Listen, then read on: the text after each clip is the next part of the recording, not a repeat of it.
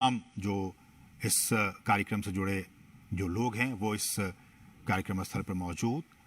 और ये देखिए, प्रधानमंत्री उन तमाम 8 चीतों को, उनके क्रेट्स को अब ये खोल दिया गया। और ये देखिए, पहला चीता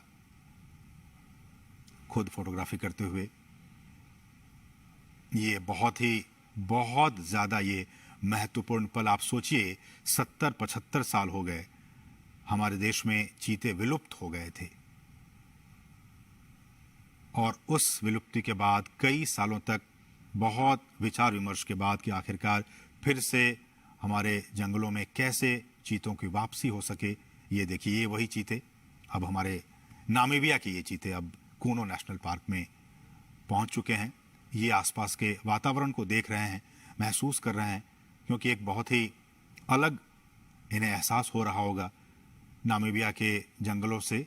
अब ये सीधे भारत के जंगलों में कूनो नेशनल पार्क में अब ये पहुंच चुके हैं। प्रधानमंत्री इस बहुत ही महत्वपूर्ण क्षण का लुत्फ उठाते हुए और उन तस्वीरों को अपने कैमरे में कैद करते हुए, साथ में आपने देखा मध्य प्रदेश के मुख्यमंत्री शिवराज सिंह चौहान भी मौजूद थे। कुल 8 चीतों को हिंदुस्तान लाया गया है। जैसा कि हमने बताया कि इनमें 5 मादा चीता हैं और 3 नर चीता हैं। इन 8 चीतों को आपने देखा, प्रधानमंत्री ने विशेष जो क्रेट्स थे उन क्रेट्स को खोल दिया गया, और फिर वो सभी 8 चीते अब मुक्त हो चुके हैं। लेकिन ये अभी जंगलों में नहीं जाएंगे। ये एक बहुत ही खास एरिया बनाया गया है। उन्हीं खास एरिया में अभी ये 1 महीने तक रहेंगे, और उसके बाद फिर इनकी लगातार मॉनिटरिंग की जा रही है। मॉनिटरिंग की जाएगी। आप देख सकते हैं इन चीतों के जो गर्दन है उस पर एक कॉलर, जो जीपीएस टैग है वो लगा हुआ है, ताकि इनकी मॉनिटरिंग की जा सके। और मैं उसी पर लौट भी रहा था कि सभी चीतों के गर्दन पर उनके नाम या फिर कोड के हिसाब से सैटेलाइट या फिर जीपीएस VHF कॉलर्स लगा दिए गए हैं। और इसी नेशनल पार्क में जो हम आपको दिखा रहे हैं, ये कूनो राष्ट्रीय उद्यान, कूनो नेशनल पार्क, इसमें एक डेटा डाउनलोड फैसिलिटी सेंटर बनाई गई है। और इस इक्विपमेंट को, रेडियो टेलीमेट्री इक्विपमेंट को खरीदने और फैसिलिटी बनाने की सारी प्रक्रिया 4 से 6 महीने में पूरी कर ली जाती है। और ये जो आप देख रहे हैं इनके गर्दन में, इनको वहीं पे, इन चीतों को लाने से पहले ही इनको नामीबिया पहुंचा दिया गया था। और फिर इन्हें ये तमाम जो कॉलर हैं, RF ये कॉलर, इनको लगाकर ही इन्हें लाया गया है। रेडियो कॉलर है इन्हें, और ताकि इनकी जो ट्रैकिंग है, इनकी निगरानी वो हो सके रेडियो कॉलर के जरिए। और फिर इन्हें हम जैसे कि बता रहे हैं कि इनको आइसोलेशन में रखा जाएगा, और फिर इन्हें जंगलों में मुक्त किया जाएगा। तो ये कुछ अहम बातें हमने आपको बताई कि किस तरह से वहाँ पे इन्हें पकड़ा गया, और फिर उनके बाद उनको जो तमाम रूल्स एंड रेगुलेशंस हैं उनके जरिए इन 8 चीतों को भारत लाया गया है। 70 साल पहले हमारे देश में बहुत सारी चीते हुआ करते थे, लेकिन किन्हीं ना किन्हीं वजहों से वो सारे विलुप्त होते चले गए। कुछ अवैध शिकारियों के शिकार बन गए। एक भी हमारे देश में चीता नहीं बचा। लेकिन सरकार लगातार कई सालों से प्रयास कर रही थी कि हम जो है वो इन चीतों को वापस से एक बार फिर से लाएं, चूंकि पारिस्थितिकी तंत्र भारत का भी बहुत बेहतर है। और जैसे कि हमने कहा कि नामीबिया के जो वैज्ञानिक थे वो महीनों तक यहाँ पे आते रहे, जाते रहे, और यहाँ का जो भूवैज्ञानिक स्थिति है, यहाँ की जो जलवायु है, उनका उन्होंने अध्ययन किया। और अध्ययन करने के बाद ही वो इस नतीजे पर पहुंचे कि इन तमाम चीतों को मध्य प्रदेश में जो कूनो नेशनल पार्क है, वहाँ की जो स्थिति है, परिस्थिति है, जलवायु है, उसके हिसाब से छोड़ना ज़्यादा उचित होगा। तो उसके बाद ही ये फैसला लिया गया। और हमने आपको बताया कि इन तमाम चीतों के गर्दन में रेडियो कॉलर लगे हुए हैं, ताकि इनकी मॉनिटरिंग की जा सके। और विशेष हमने बताया कि आपको चिनूक हेलीकॉप्टर के जरिए इनको यहाँ पे लाया गया। और प्रधानमंत्री मोदी, आप देख सकते हैं, इनको विशेष जो क्रेट्स थे उनको खोलकर, और प्रधानमंत्री ने इनको खुद वहाँ मुक्त किया। वो वहाँ पे अब विचरण कर रहे हैं।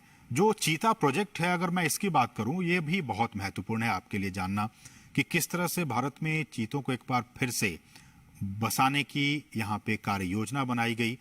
और इस योजना के तहत 5 साल में देश के कई नेशनल पार्क में ऐसी उम्मीद की जा रही है, जो हमारे वैज्ञानिक हैं, जीव वैज्ञानिक हैं, उनकी तरफ से ये कहा जा रहा है कि अगर ये ट्रांसलोकेशन और यहाँ पे ये सारी चीज़ें सही अनुमान के मुताबिक, प्लानिंग के हिसाब से सब कुछ ठीक रहा, तो आने वाले 5 से 10 साल में इनके जरिए और भी जो बच्चे होंगे उनको ऐसे उम्मीद की जा रही है कि 40 से 50 चीते पैदा होंगे और फिर उनको देश के अलग अलग नेशनल पार्क में फिर उन्हें बसाया जाएगा। बहुत ही महत्वपूर्ण। अभी तो सिर्फ ये 8 चीते कूनो नेशनल पार्क में आए हैं, लेकिन इन के बाद इनकी जब आबादी बढ़ेगी, ऐसी उम्मीद की जा रही है कि 40 से 50 के तादाद में इनकी आबादी होगी आने वाले 5 सालों में। तो उसके बाद इनको फिर देश के अलग अलग नेशनल पार्क में फिर इन चीतों को बसाने का काम किया जाएगा। और इस कार्य योजना के जरिए, जैसा कि हम कह रहे हैं कि भारत एक बार फिर दुनिया के सबसे तेज रफ्तार वाले जानवर चीता का घर अब बनने जा रहा है। और भारत सरकार ने चीतों को फिर से देश के जंगलों में लाने का काम किया है, बहुत ही महत्वपूर्ण काम किया है।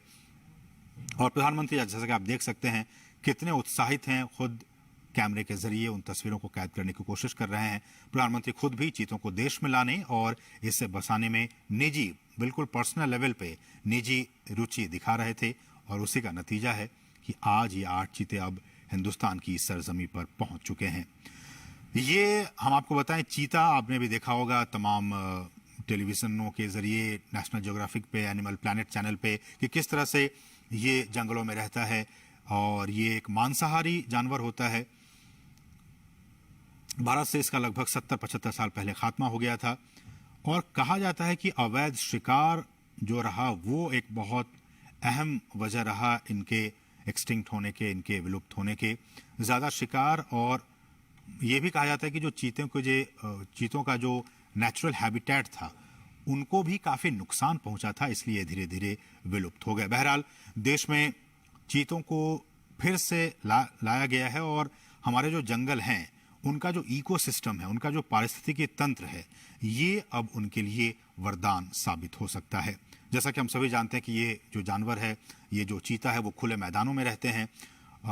उनका आवास मुख्य रूप से वहीं होता है जहां उनके लिए शिकार अच्छी खासी तादाद में मौजूद होते हैं। घास के मैदान हो, झाड़ियां हो, खुले जंगल हो, अर्ध शुष्क वातावरण और थोड़ा सा ज़्यादा तापमान उनके लिए सही होता है। तो थोड़ा ज़्यादा तापमान हो, हम जानते हैं कि मध्य प्रदेश का ये इलाका ज़्यादा तापमान इनका रहता है यहाँ पे 12 महीने। इसलिए भी हमारे जो वैज्ञानिक हैं, उन्होंने कहा कि ये काफ़ी उचित होगा यहाँ पे इन्हें रखना। घास के मैदान हैं, झाड़ियाँ हैं, खुले जंगल हैं, ये तमाम चीज़ें इनके अनुकूल हैं इनको यहाँ पे रखने के लिए, इसलिए यहाँ पे इन्हें लाया गया। चीतों को बचाने के लिए उनके शिकार करने के आधार, उनको हमें बचाने की ज़रूरत है। उनके शिकार के आधार, करने के आधार को हमें बचाना होगा, जिसमें कुछ खतरे में पड़ी प्रजातियां भी शामिल हैं, बल्कि घास के मैदानों की जो दूसरी अन्य लुप्त प्राय प्रजातियां हैं और खुले वनों का जो इकोसिस्टम है, जो पारिस्थितिकी तंत्र है, उन्हें भी हमें बचाना होगा। जिस बेस पे हम वही कह रहे हैं कि जिस बेस पे, जिस आधार पे ये तमाम चीते यहाँ जिंदा रहेंगे, यहाँ रहेंगे, उस बेस को भी, उस आधार को भी हमें बचा कर रखना होगा। तभी तो ये उस इकोसिस्टम में आराम से रह पाएंगे। इसलिए भी हम बार बार ये कह रहे हैं और सरकार भी कह रही है कि उस सिस्टम को, उस बेस को हमें बचा कर रखना होगा। चीतों को वापस लाने से देश में खुले जो जंगल हैं, उनको बचाने के काम को भी अब काफ़ी मजबूती मिलेगी। और ये भी देखा गया कि बड़े जो मांसाहारी जानवरों में मानव जो इंटरेस्ट है, ह्यूमन इंटरेस्ट, मानव हितों के साथ संघर्ष चीतों में सबसे कम पाया जाता है। दूसरे जो ऐसे वाइल्ड एनिमल्स होते हैं, उनके साथ मैन एनिमल कॉन्फ्लिक्ट होते रहते हैं, अक्सर होते रहते हैं, लेकिन चीतों के साथ ऐसा नहीं है। चीतों के साथ जो मैन एनिमल कॉन्फ्लिक्ट है, वो बाकी जो ऐसे एनिमल्स हैं, वाइल्ड एनिमल्स हैं, उनके मुकाबले काफ़ी कम ऑब्जर्व किया गया है, काफ़ी कम देखा गया है। वो सामान्यतया मनुष्यों के लिए खतरा नहीं होते हैं और जो बड़े पशु हैं उन पे भी वो सामान्यतया हमला नहीं करते हैं। और wild life trust of India ने इसकी शुरुआत की थी कि किस तरह से इसको लाया जाए, और दुनिया भर के विशेषज्ञों, पर्यावरण, वन और जलवायु परिवर्तन मंत्रालय सहित भारत सरकार के कई अधिकारियों, राज्य सरकार के अधिकारियों ने इसके लिए कई दौर की बैठकें की। भारत सरकार के अधिकारी, मध्य प्रदेश सरकार के अधिकारी, वन विभाग के अधिकारी, नामीबिया से जुड़े अधिकारी, इन तमाम अधिकारियों की कई महीनों से लगातार बैठकें हो रही थी ताकि ये सारा जो काम है वो बहुत ही इजी वे में हो सके।